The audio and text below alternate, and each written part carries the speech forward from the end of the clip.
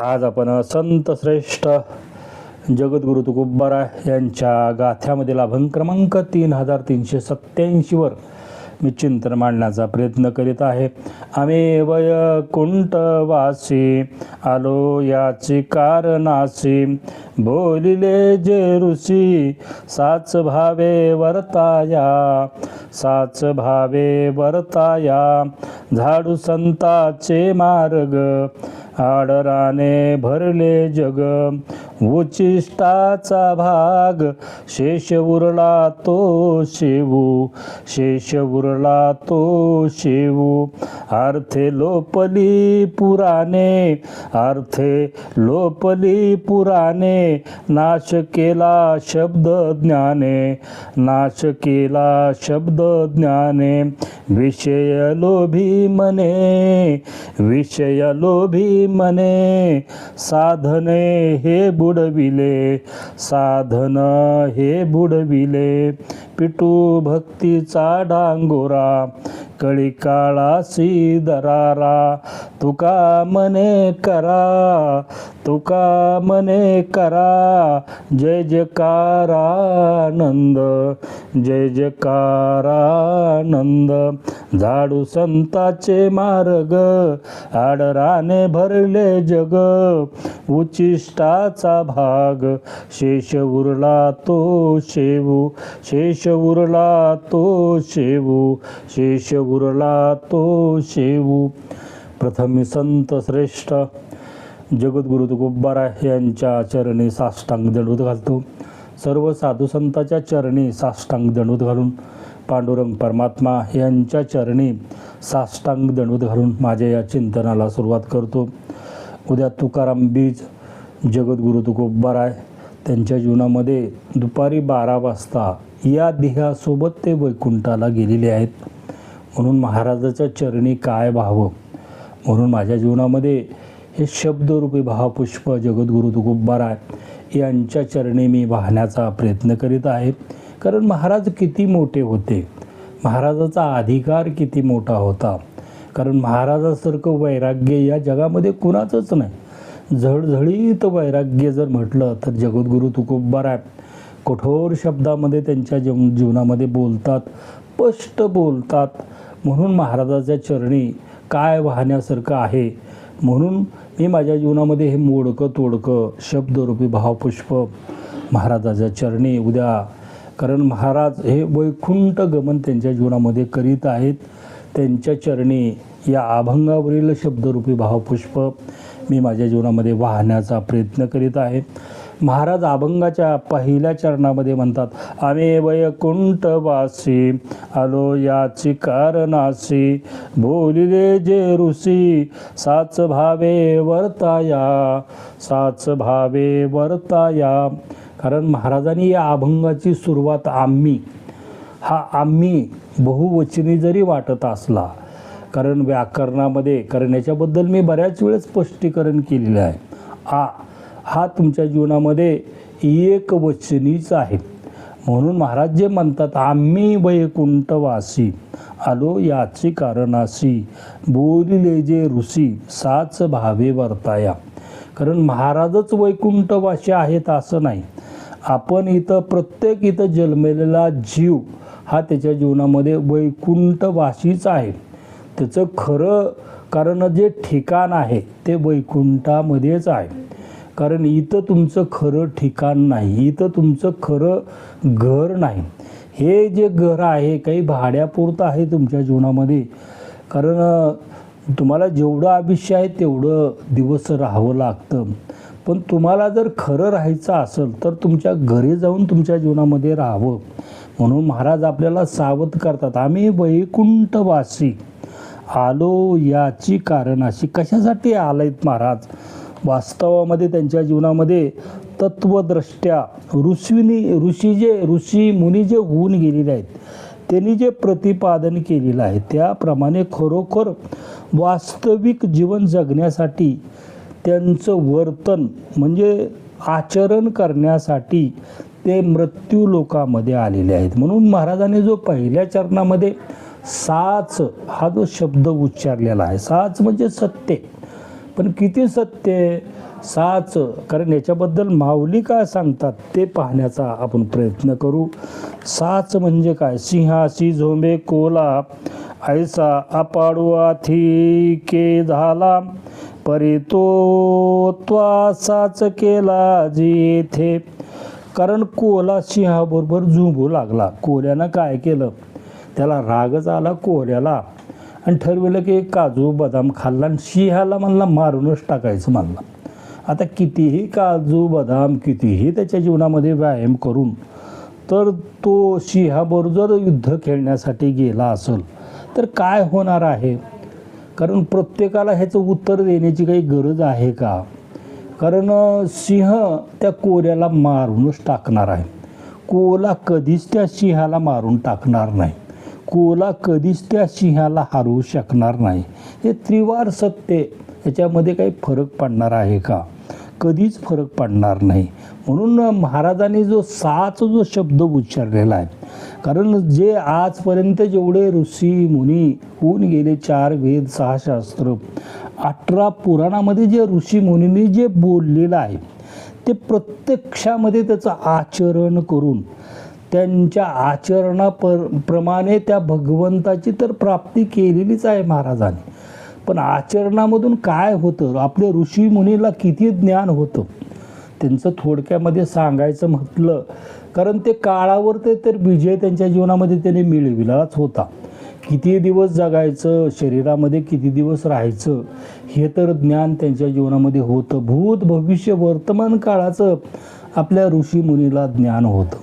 ते या देहामध्ये असून या देहातला आत्मा काढून ते ब्रह्मलोकामध्ये जाऊन ब्रह्मदेवाशी चर्चा करायची, बोलायचे त्यांच्या जीवनामध्ये प्रत्यक्ष जाऊन, आणि परत तिथून त्या देहाचा त्याग करून परत या देहामध्ये यायचे. हे आपल्याला प्रत्यक्ष खरं वाटणार नाही, पण हे नुसतं खरं कधी वाटेल, आपण ज्या वेळेस आचरण करू, ज्यावेळेस आपण अनुभूती घेऊ, त्यावेळेसच खरं वाटणार आहे. हे सत्य तेवढंच आहे. म्हणून कितीही याच्याबद्दल बोललं तरी ते सत्य वाटणार नाही. म्हणून त्या ऋषीमुनीला त्यांच्या जीवनामध्ये एखादा आजार, त्या शरीरामध्ये त्याचे जंतू येण्याच्या आधीच त्याला ते नष्ट करायचे त्या आजाराला. म्हणून ते स्वर्गलोकामध्ये, मृत्यूलोकामध्ये, शिवलोकामध्ये जायचे, प्रत्यक्ष ते देवाशी संवाद करायचे. एखाद्या मेलेल्या आत्म्याशी संवाद करण्याची ताकद, एखाद्या संत पुरुषाशी संवाद करण्याची ताकद त्यांच्यामध्ये होती. म्हणून हे जे साच खरे, हे तुमच्या जीवनामध्ये प्रत्यक्ष आचरणामधून अनुभूती आहे, अनुभूतीचं ज्ञान आहे. हे शब्द ज्ञान नाही, हे अनुभवामधून आलेलं ज्ञान आहे. म्हणून महाराज म्हणतात की साच खरे, ते सत्य वर्तन माझ्या जीवनामध्ये करून, ही मला तर प्राप्ती करूनच घेतली, भगवंताची प्राप्ती महाराजांनी त्यांच्या जीवनामध्ये करून घेतली. अनेक लोकाला ती अनुभूती त्यांना करून दिली महाराजांनी त्यांच्या जीवनामध्ये. अनेक लोकांचा उद्धार महाराजांनी त्यांच्या जीवनामध्ये करून दिला, कारण ते अनुभूतीचं ज्ञान आहे. अनुभवामधून सांगितलं लोकाला कशी भगवंताची प्राप्ती करून घ्यावी लागते, कशी होते, हे प्रत्येक साधू संतांनी, ऋषी मुनींनी हे सांगून ठेवलेलं आहे, हे लिहून ठेवलेलं आहे. त्याच्याप्रमाणे आपल्या जीवनामध्ये तसं आचरणच करावं लागतं. आचरण केल्याशिवाय तो मार्ग आपल्या जीवनामध्ये सापडत नाही, असं महाराज अभंगाच्या पहिल्या चरणामध्ये सांगतात. अभंगाच्या दुसऱ्या चरणामध्ये महाराज म्हणतात, झाडू संताचे मार्ग, आडराने भरले जग, उचिष्टाचा भाग, शेष उरला तो शेवू. आता झाडू संताचे मार्ग म्हणजे जिथं संत आहे, जिथं मोठा सप्ताह आहे, तिथं जाऊन झाडून काढल्याने आपल्या जीवनामध्ये संताची भेट होणार आहे का? ह्या शब्द, कारण हे जे शब्द अर्थ तुमच्या जीवनामध्ये घेतलात तर त्याचा काही उपयोग नाही. मार्ग म्हणजे या जगामध्ये जे संताचे जे संप्रदाय आहेत, कारण हिंदू धर्मामध्ये मुख्य 2 संप्रदायात सांगितलेले आहेत, एक वैष्णव संप्रदाय आणि एक शैव संप्रदाय. नंतर अनेक संप्रदायाची गट पडलेले आहेत. आदिनाथ गुरु सकळ सिद्धाचा मचिंद्र तयाचा मुख्य शिष्य मचिंद्र तयाचा मचिंद्राने बोध गोरक्षासी केला गोरक्ष वळला गहिनी प्रति गोरक्ष वळला गहिनी प्रसादे निवृत्ती दातारा ज्ञानदेवा सार चोजविले ज्ञानदेवा सार. कारण ही आदिनाथापासूनची जी परंपरा आहे माऊलीच्या घरची ही नाथ परंपरा आहे. म्हणून वारकरी संप्रदायामध्ये किंवा या जगामध्ये संप्रदाय किती आहेत खरं सांगायचं म्हणलं आपल्या देशामध्ये कमीत कमी 4,500 संप्रदाय आहेत आणि या जगामध्ये 10,000 संप्रदाय आहेत. म्हणजे 10,000 संप्रदायाचे लोक संत या जगामध्ये आलेले आहेत. मग त्यांनी त्यांच्या जीवनामध्ये जे मार्ग दाखविलेला आहे जे त्यांच्या जीवनामध्ये जे लिहून ठेवलेलं आहे त्याच मार्गानं आपल्या जीवनामध्ये आचरण करावं लागतं. तुमच्या जीवनामध्ये त्यांनी सांगितलेला मार्ग सोडून आडमार्गाने जर तुम्ही आचरण करीत असताल तर तुम्हाला त्या भगवंताची प्राप्ती होणार नाही. मग कोणत्याही संप्रदायाचा तुमच्या जीवनामध्ये स्वीकार करा. कारण दत्त संप्रदायाचा करा, नाथ संप्रदायाचा करा, वारकरी संप्रदायाचा करा, कारण शैव संप्रदायाचा करा. म्हटलं की या जगामध्ये किती संप्रदाय आहेत आपल्या भारत देशामध्ये 4,500 संप्रदाय आहेत. कोणत्याही संप्रदायाचा तुमच्या जीवनामध्ये कारण त्या शब्दाप्रमाणे तुमच्या जीवनामध्ये आचरण करावं लागत. त्यांनी घालून दिलेल्या जी अटी आहेत त्याप्रमाणे आचरण करावं लागेल. जोपर्यंत आचरण करणार नाही मग तुम्ही त्या आडमार्गानंच तुमच्या जीवनामध्ये तुम्ही चाललेले आहात. मग आडमार्गानं जो मनुष्य त्याच्या जीवनामध्ये चालतो आणि मग आडमार्गाने गेल्यानंतर त्याला त्या भगवंताची प्राप्ती होणार आहे का? कोणताही संप्रदाय असो कोणताही संताच्या मार्गानं तुमच्या जीवनामध्ये जावा. उदाहरण द्यायचं झालं तर मला पंढरपूरला जायचे लातूरहून. आमच्या लातूरहून 2च मार्ग आहेत ती फुटतात. एक बार्शी मार्ग एक तुळजापूर म्हणजे औसा मार्ग. तोही औशापासून त्याचा पाटा फुटतो आणि इकडं जो बार्शी मार्ग आहे तो त्याचाही पुढे फाटा फुटतो. आणि जर तुमच्या जीवनामध्ये पुढे सोलापूर ते पुणे जाणारा हवे मार्ग आहे कुरुडवाडीपाशी मग ते पुढे गेला तर तुम्हाला मिळणार आहे का?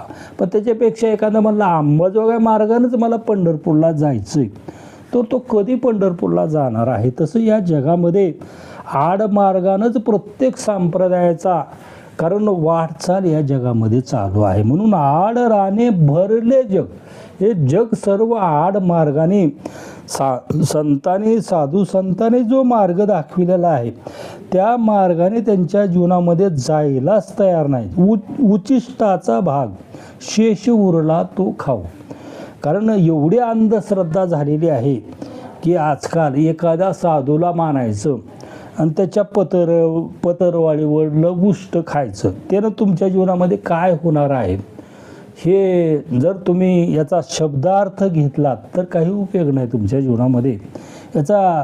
कारण मतीचा अर्थ घ्या तुमच्या जीवनामध्ये. काय तुमच्या घरामध्ये समजा 2 लेकरं आहेत, तुम्ही दोघं नवरा बायको 4 जण आहात, तुम्ही 4च भाकरीचं पीठ तुमच्या घरामध्ये आहे आणि पुन्हा 5वा अतिथी तुमच्या घरला आलेला आहे. तर काय करा तुम्ही तुमच्या प्रत्येकाची एक कोर त्याला भाकर द्या त्या अतिथीला. अजून एक दुसरा अतिथी आलेला आहे त्याला कोर भाकर द्या. पुन्हा अजून एक आला त्याला कोर भाकर द्या आणि पुन्हा जर अजून 3रा अतिथी आला तर त्याला सगळंच द्या. पाणी पिऊन तुमच्या जीवनामध्ये समाधानी राहा तुमच्या जीवनामध्ये. म्हणून उचिष्टाचा भाग शेष उरला तो शिव. त्याला शेष उरला तो शिव त्याला तुमच्या जीवनामध्ये आचरण म्हणतात. कुठं कुणाचं उष्ट खाण्यानं तुम्हाला त्या भगवंताची आणि त्या संताची भेट होते ही अंधश्रद्धा आपल्या जीवनामध्ये काढून टाकावी असं महाराज अभंगाच्या 2ऱ्या चरणामध्ये सांगतात.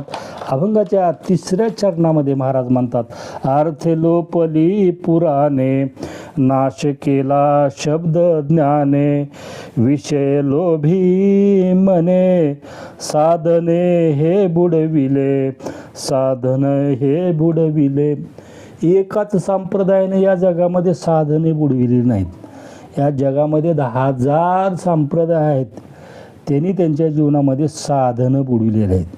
कारण जे साधू संत ऋषी मुनी यांनी कारण त्यांच्या जीवनामध्ये जे सांगितलेलं आहे, खऱ्या रहस्याचा अर्थ जो सांगितला होता त्याचा लोप या जगामध्ये पावलेला आहे, लोप झालेला आहे.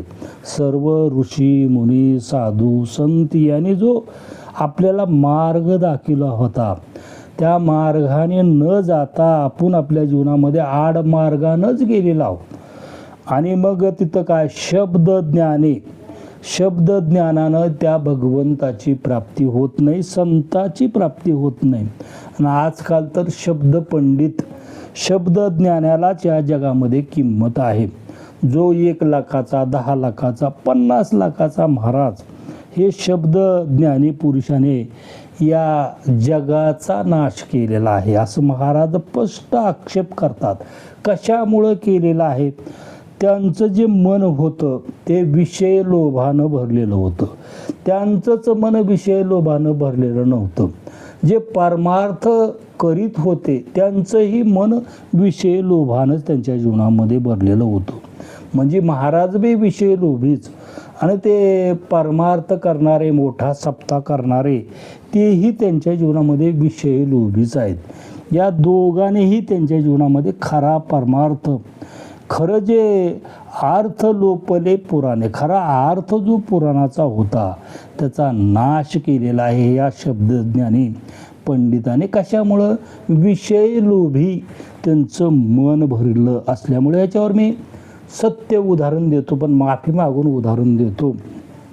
कारण आमच्या लातूरमध्ये उत्सव संताच्या पादुकाचा जो अखंड हरिनाम सप्ताह दिनांक 21/2/2026 ते 2/3/2026 मध्ये झाला. आता त्याच्याबद्दल किती 400 एकरमध्ये मंडप होता, किती देणगी आली, किती लोक, मी सुद्धा त्याच्यामध्ये देणगी दिलेली आहे. आणि हे एवढा मोठा सप्ताह, त्याला पुरणपोळीचं कार्याला जेवण होतं. आणि मग त्याच्या जे पादुका आहेत, रिंगण हे यूट्यूबचे चॅनल आहे, राजीव पाटील आणि गोपाळ कुलकर्णी यांनी यूट्यूबला 38 मिनिट 5 सेकंदाचा व्हिडिओ टाकलेला आहे. त्याने जगद्गुरू तुकोबाराय या संस्थांचे, माऊली आळंदीच्या संस्थांचे, नामदेव महाराजाच्या संस्थांचे, नाथ महाराजांच्या संस्थांचे, कारण तिथले पुरावे घेतलेले आहेत की हे पादुका तुम्ही ज्या लातूरला दिलेल्या आहेत त्या पादुका जगद्गुरू तुकोबारायच्याच आहेत का, माऊलीच्याच आहेत का, नाथ महाराजाच्याच आहेत का. त्यांनी स्पष्ट त्याच्यामध्ये सांगितलं, आम्ही पादुका कुठंही देत नाही. जे ठरलेले ठिकाण आहेत, जे आषाढी वारीचं दिंडी किंवा त्यांचे जे ठरलेल्या ठिकाणीच पादुका जातात, अशा कुठंही संताच्या पादुका आम्ही देत नाही, दिल्या जात नाहीत, असं त्यांनी प्रत्यक्ष आरोप घेतलेला आहे, आक्षेप घेतलेला आहे. आता त्यांनी पुराव्यासहित आक्षेप घेतलेला आहे. मात्र त्यांनी परतही म्हटलेला आहे की हा जो पैसा आहे तुमच्या लातूरचाच आहे. मग एवढा पैशाचा जो निधी इथं जमा झाला तो उपयोग तुमच्या लातूरसाठी व्हावा, म्हणून सत्य बोलणं कधी कधी खरं बी असतं. आता त्यांनी त्यांच्या जीवनामध्ये पुराव्यानिशी बोललं. आपण आपल्या जीवनामध्ये, माझ्याकडे काही पुरावा नाही किंवा माझ्याबद्दल मी त्यांनी बोललेलं मी माझ्या जीवनामध्ये सांगतो, म्हणून आपण कुणावर विश्वास ठेवावा. कारण विषय लोभी मने जी ही लोक आहेत, ह्यांनी सर्व साधनं या जगामध्ये बुडविले असं महाराज 350 वर्षापूर्वी सांगतात. प्रत्येक साधू संतांनी हे सांगितलेलं आहे. तरी आमचं मन विषय लोभी लोकाच्याच मागं का जातं? कारण आम्हीही आमच्या जीवनामध्ये विषय लोभी असल्याशिवाय आमचं मन त्यांच्या मागं जातं, आमची बुद्धी त्यांच्या मागं जाते, हाच सिद्धांत आहे. म्हणून याच्याबद्दल माऊली काय म्हणतात ते पाहू. म्हणून अजून अर्जुना जने चित्त देशी या हिना वेगी धीर करुनिया मना सावध होई. कारण आपलं मन आणि बुद्धी जर स्थिर नसेल, कधी आपण आपल्या मनाला स्थिर करण्याचा, शांत करण्याचा आपण आपल्या जीवनामध्ये कधी प्रयत्न केला नसेल तर आपल्याला या जगामध्ये कोणीही फसवितं, कसंही फसवितं, हे लक्षामध्ये प्रत्येक मनुष्यानं त्याच्या जीवनामध्ये घ्यावं. असं या अभंगावर माझ्या बुद्धिमत्तेप्रमाणे, माझ्या ज्ञानाप्रमाणे मी हे चिंतन मांडलेलं आहे. हे चिंतन जगद्गुरु तुकोबराय, उद्या त्यांचा वैकुंठ गमन सोहळा माझ्याच घरी कीर्तन भजन असतं, म्हणून उद्या काही चिंतन मांडणं होत नाही. म्हणून हे आजच मी हे शब्दरूपी भावपुष्प महाराजाच्या चरणी, तुम्ही सर्व प्रिय आत्मा, सर्व पांडुरंग परमात्मा, सर्व साधू संतांच्या चरणी हे शब्दरूपी भावपुष्प अर्पण करून माझ्या अल्पशा सेवेला पूर्णविराम. तुकाराम तुकाराम तुकाराम बोला. पुंडरी गौरदेव हरी विठ्ठल श्री ज्ञानदेव तुकाराम.